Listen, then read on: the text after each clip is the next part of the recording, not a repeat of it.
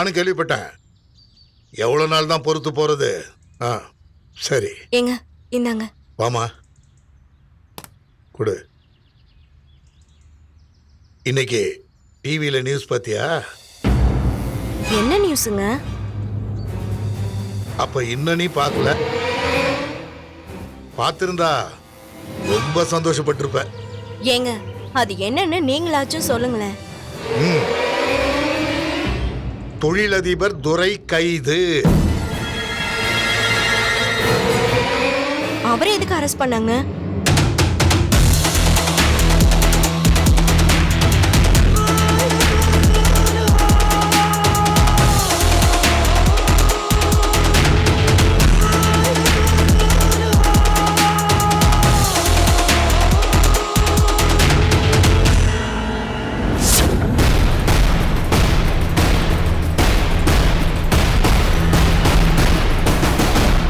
ஆளு இப்போ பணத்தோட எஸ்கேப்பு.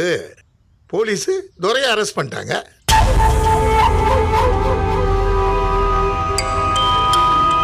பாத்தியா? தேவியை போன் பண்றான்.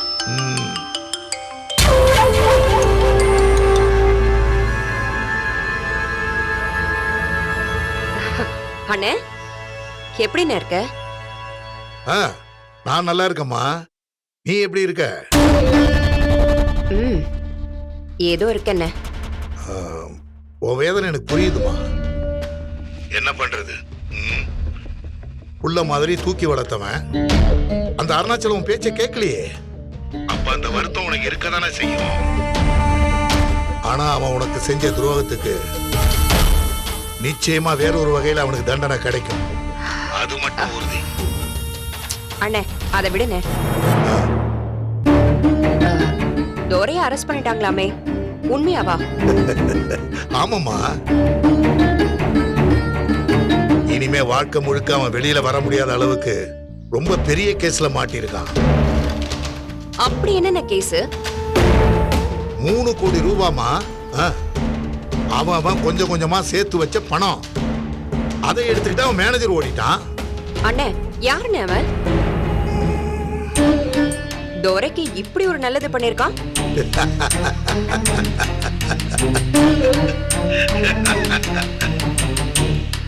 ஏ ஆளுதாமா அந்த வேலையை பண்ணான்.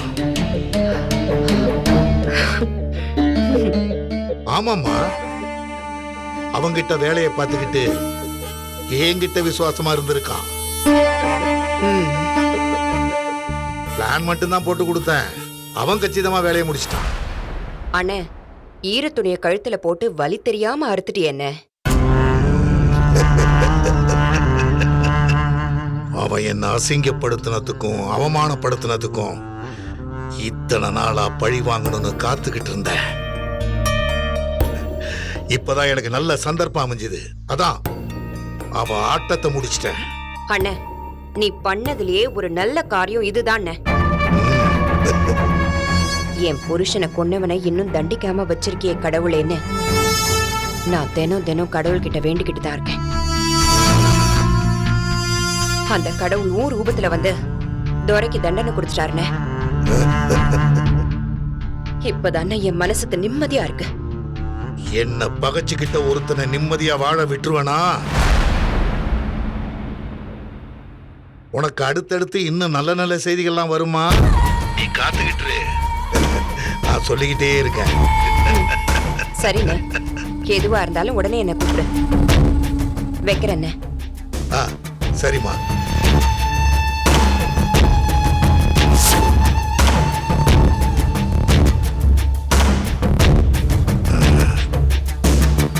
நம்ம பொண்ணு வாழ வேண்டிய இடத்துல அவன் பொண்ணை வாழ வச்சான்ல, அதுக்கான தண்டனை தான் இது. இதே மாதிரி ஒரு தண்டனை அருணாச்சலத்துக்கு இருக்கு.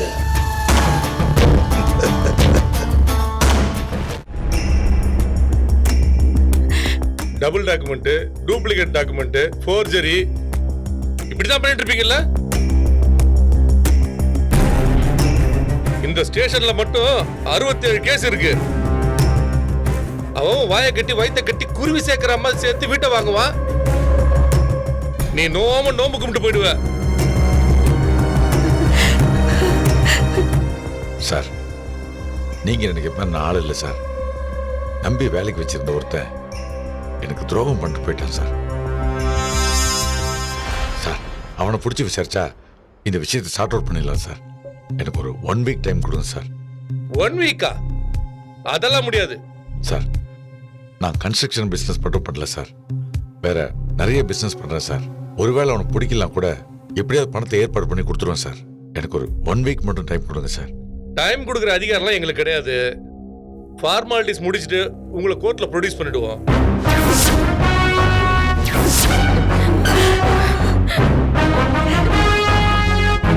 அதுக்கப்புறம் லாயரை வச்சு நீங்க கோர்ட்ல பாத்துங்க சார். சார், பெரிய மனசு பண்ணுங்க சார். கொஞ்சம் டைம் கொடுத்தீங்கன்னா பணத்தை எடுத்துட்டு போனவனை கண்டுபிடிச்சு உங்ககிட்ட ஒப்படைக்கிறோம் சார். என்னம்மா அவ்வளவு சாதாரணமா சொல்ற? அவன் யாரு என்ன எதையும் விசாரிக்காம வேலை கொடுத்துட வேண்டியது. இந்த லிமிட்ல மட்டுமே அவன் மேல 3-4 கேஸ் இருக்கு. அவன் டைரக்டா எதுலயுமே இன்வால்வ் ஆகாதால எங்களால ஆக்ஷன் எடுக்க முடியல.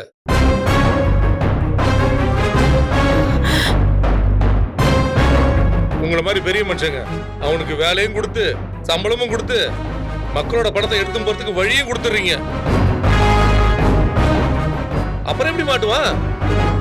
அவன் எங்களுக்கே தண்ணி காட்டிட்டு இருக்கான். இந்த பாருங்க சார், அவன் உங்க கம்பெனி மேனேஜரு. உங்க பேரையும் உங்க கம்பெனி பேரையும் சொல்லி தான் மக்கள்கிட்ட பணம் வாங்கியிருக்கான். அந்த பணத்துக்கு நீங்க தான் சார் பொறுப்பு.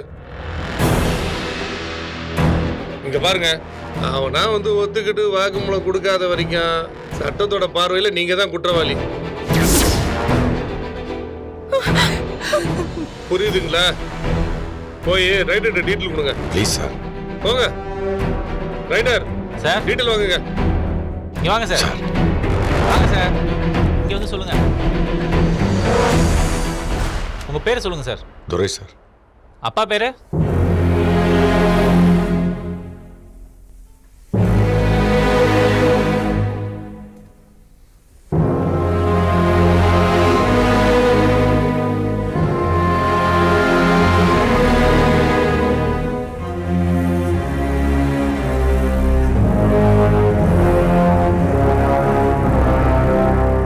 அப்படி போய் நில்லுங்க சார். என்ன சார் அவங்க கூட நிக்க சொல்றீங்க? நீங்க பண்ண காரியத்துக்கு எங்க போவாங்க? அப்படி போய் நில்லுங்க.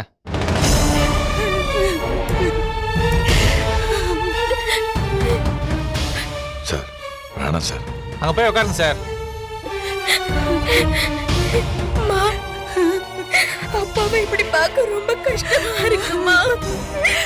நீ அருணாச்சலம் மாமா கிட்ட போன் பண்ணி வர சொல்லுமா. சரிடா. அம்மா வெளியே போய் நில்லுங்கம்மா.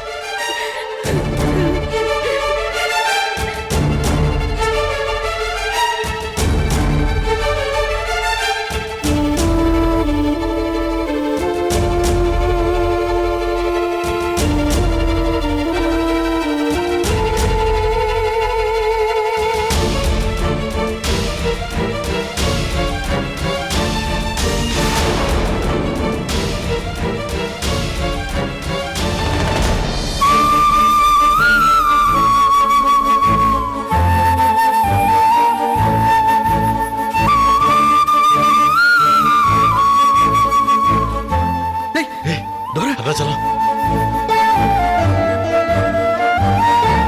என் நிலைமைய பத்தியாடா. என்னடா இதெல்லாம்? நீ கவலைப்படாத, இன்ஸ்பெக்டர் கிட்ட பேசுறேன். ஏதோ ஒரு நல்ல முடிவு கிடைக்கும். சார். அருணாச்சலம் சார், இங்க வாங்க சார். சார், தோ வரேன் சார். நீ பயப்படாம இரு, நான் பேசிட்டு வந்துடுறேன். சார். வணக்கம் இன்ஸ்பெக்டர். அவர் உங்க ஃப்ரெண்டா சார்? என் ஃப்ரெண்டு மட்டும் இல்ல, என் சம்பந்தி. கேஸ் ரொம்ப சீரியஸ் ஆயிடுச்சு சார். இவர் அதை பண்ணல சார். இவர்கிட்ட வேலை பார்த்தவர் அப்படி பண்ணதுக்கு இவர் எப்படி சார் பொறுப்பாவர்? ஓனர் ஆஃப் த கம்பெனி யாரு? மாமா தான் சார். அப்ப அவர் தானே பொறுப்பு. சார், நீங்க ஏதாவது ஹெல்ப் பண்ண முடியுமா சார்? ஒன்னும் பண்ண முடியாது சார். யாராவது ஒருத்தர் கம்ப்ளைண்ட் கொடுத்தா பரவாயில்ல. ஏமா அந்த அத்தனை பேரும் தனித்தனியா கம்ப்ளைண்ட் கொடுத்திருக்காங்க. இதுல எம்எல்ஏ மச்சா வேற. பிரஷர் ரொம்ப ஜாஸ்தியா இருக்கு சார்.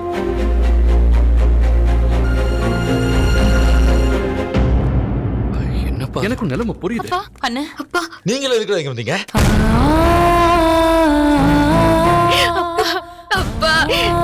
ஆர்த்தி, என்னம்மா இது? நான் தான் உங்களை வர வேண்டாம்னு சொன்னேன். அப்புறம் எதுக்கு இங்கெல்லாம் வந்துகிட்டு? நானும் எவ்வளவோ சொன்னேங்க, ஆனா அழுதுகிட்டே இருந்தாங்க. அதான் மனசு கேட்கல, நான் கூட்டிட்டு வந்துட்டேன்.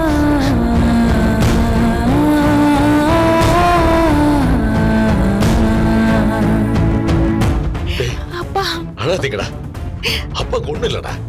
உங்களை இப்படி பார்க்க ரொம்ப கஷ்டமா இருக்குப்பா. இப்படி நடக்கணும்னு விதி இருந்தா யார் என்ன பண்ண முடியும்? எல்லாம் சரியாயிடும். நீங்க யாருக்குமே எந்த கெடுதலும் நினைச்சது இல்ல. உங்களுக்கு ஏன்பா இப்படி?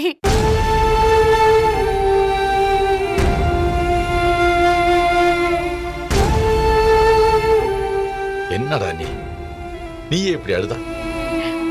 நீ தைரியமான பொண்ணு தானே, நீ அழக்கூடாது. இங்க பாரு, இது ஒரு சாதாரண பிரச்சனை. அப்பா இதை சீக்கிரம் முடிச்சிட்டு வெளியே வந்துடுவேன். அழாதடா. நீ மூத்த பொண்ணு, தைரியமான பொண்ணு, நீ தானே உங்களுக்கு தைரியம் சொல்லணும். நீயே அழுதுகிட்டு இருந்த அம்மாவும் தங்கச்சி என்ன பண்ணுவாங்க? போ, அவங்களை கூட்டிட்டு போய் 4 வார்த்தை தைரியம் சொல்லு. நீங்க எல்லாம் இங்க இருக்க கூடாதுடா. என்ன அருணாச்சலம் பாத்துக்கோ. நீ கிளம்புங்க, மகா கூட்டிட்டு போ.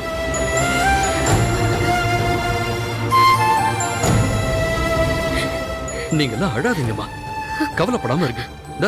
நாங்கெல்லாம் இங்க தானே இருக்கோம். லாயரும் வந்திருக்காரு, இன்ஸ்பெக்டர் கிட்டையும் பேசியாச்சு. உங்க அப்பாவுக்கு எந்த பிரச்சனையும் இல்லாம அவனை வெளியே கொண்டு வந்துடலாம். சரியா? நம்பிக்கையோட இருங்க. நீங்க கிளம்புங்க.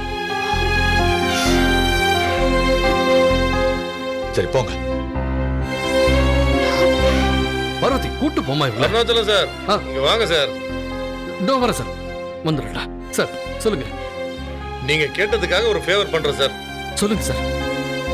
ஆக்சுவலா துரை இன்னைக்கே நான் கோர்ட்ல சரண்டர் பண்ணணும். ஆனா உங்களுக்கு ஒரு நாள் டைம் தரேன். நாளைக்கு ஃப்ரைடே, நாளைக்கு ஈவினிங்குள்ள அவரை நான் கோர்ட்ல ப்ரொடியூஸ் பண்ணி ஆகணும். அதுக்கு முன்னாடி அந்த அக்யூஸ்ட பிடிச்சி அந்த பணத்தை இங்க கொண்டு வந்துட்டீங்கன்னா ஸ்டேஷன்லயே இந்த பிரச்சனை முடிச்சிடலாம். துரையும் ரிலீஸ் பண்ணிடலாம். ரொம்ப ரொம்ப நன்றி இன்ஸ்பெக்டர் சார், ரொம்ப நன்றி. எப்படியாவது அவனை எங்க இருந்தாவது பிடிச்சு கொண்டாந்து இங்க சேர்த்துறோம். ரொம்ப நன்றி சார். அப்படி இல்லைனாக்கா எங்களால ஒண்ணும் பண்ண முடியாது சார். சாரி. அந்த மேனேஜர் எப்படி வேலைக்கு சேர்ந்தான், யார் மூலமா சேர்ந்தான், அந்த டீடைல் எல்லாம் கலெக்ட் பண்ணி எங்கிட்ட கொடுங்க. இதை நாங்களும் ட்ரை பண்றோம். நன்றி சார், ரொம்ப ரொம்ப நன்றி சார்.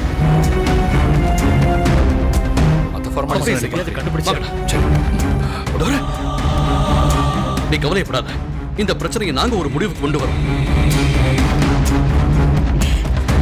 ஜீவா, பார்த்தி, அப்பா 2 பேரும் அந்த அயோக்கிய ராஸ்கல் இந்த உலகத்துல எந்த மூலையில ஒளிஞ்சிருந்தாலும் அவனை தேடி கண்டுபிடிச்சு குண்டு கட்டா கட்டி இங்க கொண்டு வந்து நிறுத்துங்கடா. நாளைக்கு ஈவினிங் வரைக்கும் தான் டைம். இந்த பொறுப்பை உங்களை நம்பி ஒப்படைக்கிறேன்டா. சரி, 2 மணி நேரத்துல சொல்லி வச்சிருக்கோம். ஈவினிங்குள்ள இன்ஃபர்மேஷன் வந்துரும். சரி. டேய், இவன் இங்க இருக்கிற வரைக்கும் நானும் இவன் கூட தான்டா இருப்பேன். அதை ஞாபகம் வச்சுக்கோங்க. அப்பா, நாளைக்கு சாயங்காலம் அவன் இங்க இருப்பான். சரி, இப்ப கிளம்புங்க. அம்மா நீங்களும் கிளம்புங்க. போங்க. போம்மா, போங்க. கிளம்பு பார்த்தி. அம்மா நீ கிளம்புமா. டேய் ஜீவா, அம்மாவையும் பிரியாவையும் வீட்டுல விட்டு போயிடு.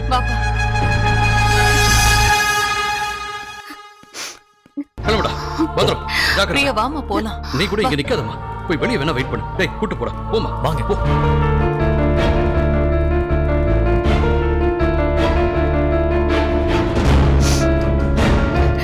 பிரியா, என்னங்க அம்மாக்கு நீங்க தானே ஆறுதல் சொல்லணும்.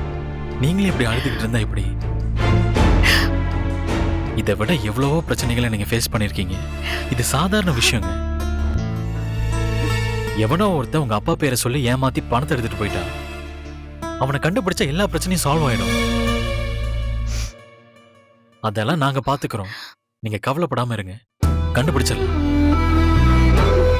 அழாதீங்க.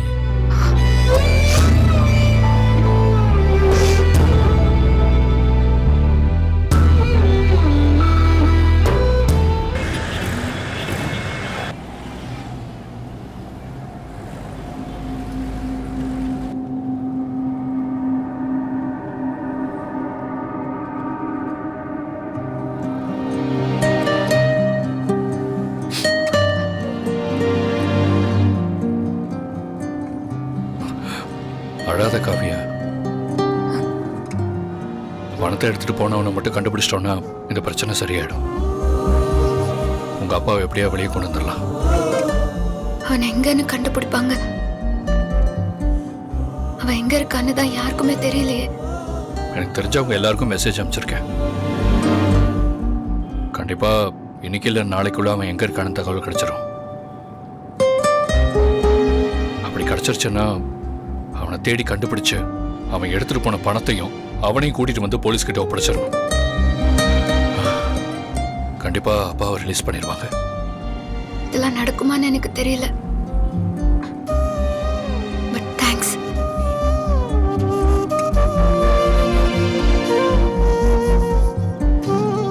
நீ காலையிலேருந்து எதுவும் சாப்பிடல. ஹோட்டலில் எங்கேயாவது ஸ்டாப் பண்ணவா? சாப்பிட்றியா? இல்ல, எனக்கு பசிக்கல. அட்லீஸ்ட் ஒரு ஜூஸாவது குடிக்கலாம்ல. எனக்கு எதுவும் வேண்டாம். அப்பாவை அப்படி ஸ்டேஷன்ல பாக்குறதுக்கு எனக்கு ரொம்ப கஷ்டமா இருக்கு. அப்புறம் எப்படியாவது சீக்கிரம் வெளியே கொண்டு வந்துருங்க ப்ளீஸ். கண்டிப்பா காவியா, உங்க அப்பாவை வெளியே கொண்டு வர்றது என்னோட பொறுப்பு. என்ன நம்பு.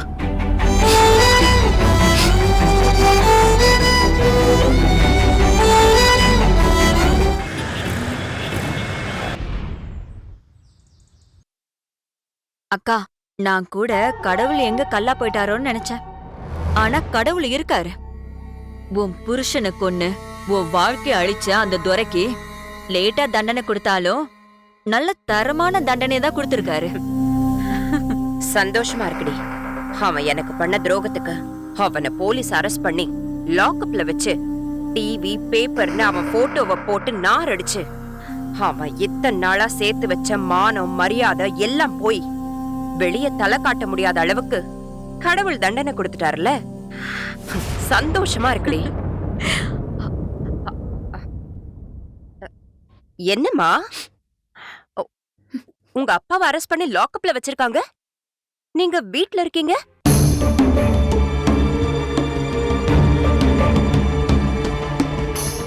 உங்க அப்பா பண்ண வேலைக்கு இனிமே வெளியெல்லாம் விட மாட்டாங்க.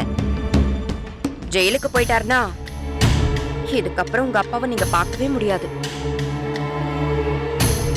அவன் பண்ண வேலைக்கு புழலோ சென்ட்ரலோ இல்ல வேலூரோ எங்க போக போறான்னு தெரியலையே.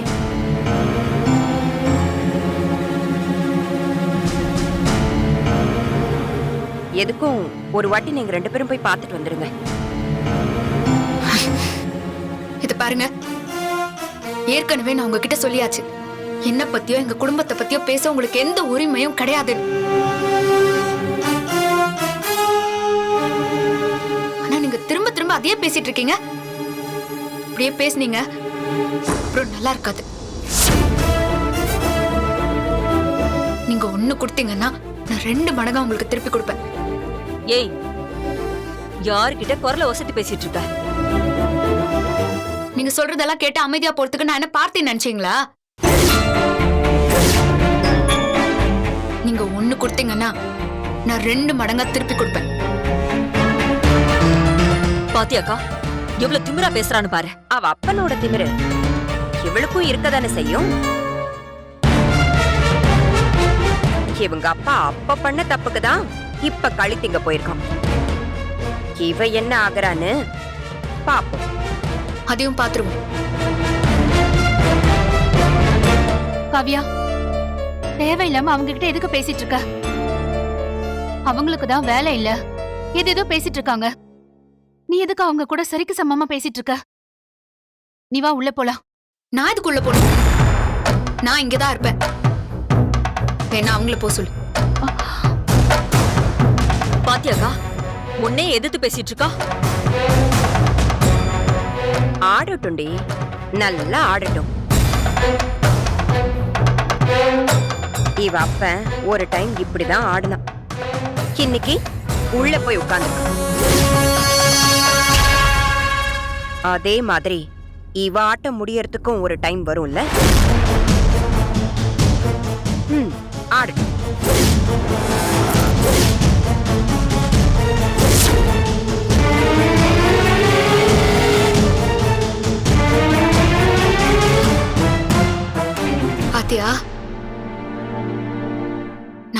அப்பா இப்படி இருக்காருங்கிற வேதனையில இருக்கும். இவங்க வாய்க்கு வந்ததெல்லாம் பேசிட்டு இருக்காங்க. இங்க பாரு, நாம இந்த வீட்டுக்கு மருமகளுங்களா வந்ததுல அவங்களுக்கு விருப்பம் இல்லைன்னு நமக்கு தெரியும்ல. அவங்க என்ன வேணாலும் பேசுவாங்க.